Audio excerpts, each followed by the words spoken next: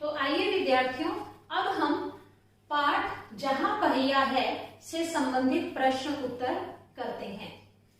प्रश्न 1 है हमारा, उन जंजीरों को तोड़ने का जिनमें वे जकड़े हुए हैं कोई ना कोई तरीका लोग निकाल ही लेते हैं। आपके विचार से लेखक जंजीरों द्वारा किन समस्याओं की ओर इशारा कर रहा है? क्या आप लेखक की इस बात से सहमत हैं? अपने उत्तर का कारण भी बताइए। यानी हमने इसमें वो बातें, वो समस्याएं बतानी है जो हमने पाठ के दौरान समझी थी। उसके बाद हमें यह बताना है कि क्या हम लेखक के इस विचार से, जो उन्होंने लिखा है, इस विचार से हम सहमत हैं। यदि सहमत हैं तो उसका कारण क्या है, हमें एक सही उत्तर देना है।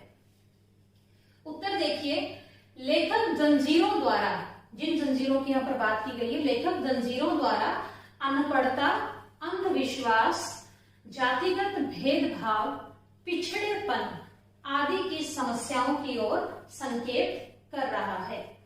इन सब के कारण लोगों के मन में संकीर्ण भावनाएं समा गई हैं।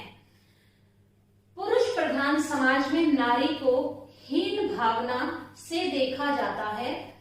उसे समाज का अभिन्न अंग समझने की अपेक्षा मात्र एक वस्तु समझा जाता है। ये सारी समस्याओं का यहाँ पर वर्णन किया गया है कि क्या समस्याएं हैं और जंजीरों से उनका क्या मतलब था। अब हमारा दूसरा प्रश्न आता है, क्या आप लेखक की इस बात से सहमत हैं? हम लेखक की इस बात से पूर्णतः सहमत हैं कि समाज में संकीर्ण भावनाएं बढ़ती जा रही हैं। हम इस बात से पूर्णतः सहमत हैं। कारण क्या है? अब हमें कारण देना है। कारण क्या है? क्योंकि लेखक का यह कहना है कि कोई भी व्यक्ति यातनाएं या परेशानी या तकलीफों को अधिक लंबे समय तक सहन नहीं कर सकता। उसे बंधन रूपी इन जंजीरों को तोड़ना ही पड़ता है और प्रत्येक व्यक्ति चाहता है कि वह स्वतंत्रता पूर्वक अपना जीवन जी सके। अपने उत्तर का कारण अब हम बता रहे हैं, ये भी आप अगली पंक्ति से शुरू करेंगे। पुडुकोट्टई की महिलाएं अपने स्वाभिमान को जगाने के लिए साइकिल सीखने जैसा काम करती हैं ताकि वे पुरुषों पर निर्भर न रह सकें। इसके करने पर वे अपने सभी कार्य समय पर करने लगी और उनके समय की भी बचत होने लगी। जब ये महिलाएं आत्मनिर्भर हो गई, तब इन्होंने इस बात की परवाह करनी छोड़ दी कि समाज उनके बारे में किस तरह के विचार रखता है। दूसरा प्रश्न है हमारा, साइकिल आंदोलन से पुडुकोट्टई की महिलाओं के जीवन में कौन कौन से बदलाव आए हैं? इसका उत्तर देखेंगे। पुडुकोट्टई की महिलाओं के जीवन में साइकिल आंदोलन से निम्नलिखित बदलाव आए हैं। मैं आपको केवल संकेत बता रही हूं, उसके आधार पर आप अपने वाक्यों को पूरा करके लिखेंगे। उसमें पहला बदलाव क्या आया था कि जितनी भी महिलाएं थी उनमें आत्मसम्मान की भावना जाग उठी, क्योंकि वे स्वयं अपने काम को करने लगी थी, इसलिए उनमें आत्मसम्मान की भावना जाग गई। दूसरा क्या था कि सभी महिलाएं रूढ़िवादिता के संकीर्ण दायरे से बाहर आ गई और वे आत्मनिर्भर बनने का प्रयास करने लगी। तीसरा है, सभी महिलाओं को साइकिल चलाने के बाद आत्मनिर्भर बनने का अवसर प्राप्त हुआ। किस तरह से प्राप्त हुआ? क्योंकि वे अपने सभी कामों को खुद करने लगी थी और अपने बनाए हुए उत्पादों को बाजार में ले जाकर स्वयं ही बेचने लगी थी। दूसरों पर यानी पुरुषों पर महिलाओं की निर्भरता कम हो गई। अब वे अपने किसी भी काम को करवाने के लिए अपने पति, बच्चों या फिर परिवार के किसी भी पुरुष के ऊपर निर्भर नहीं रहती थी, वे अपना काम स्वयं कर लेती थी। जब वे आत्मनिर्भर बन गई तो महिलाओं के क्या हुआ, उनकी आय में वृद्धि हो गई, जिससे उनका आर्थिक स्तर भी ऊंचा उठने लगा। अब क्योंकि वे साइकिल पर काम कर रही थी, साइकिल पर सामान ले जाकर बेचा करती थी, उससे क्या हुआ कि उनका सारा ध्यान जो है वो सामान बेचने पर केंद्रित हो गया। अब सामान बेचने के लिए उन्हें बहुत कम समय लगता था और जो समय उनके लिए बच जाता था उसे वे अपने परिवार और अपने घर पर अच्छी प्रकार से व्यतीत करती थी। उन्हें आराम करने का भी समय मिलने लगा था। सबसे बड़ी बात कि महिलाओं के लिए ये साइकिल आंदोलन उनकी आजादी का प्रतीक था। महिलाएं इसे अपने आजादी के प्रतीक के रूप में भी मानती थी। प्रश्न 3 देखिए, शुरुआत में पुरुषों ने इस आंदोलन का विरोध किया, परंतु आर साइकिल्स के मालिक ने इसका समर्थन किया। क्यों?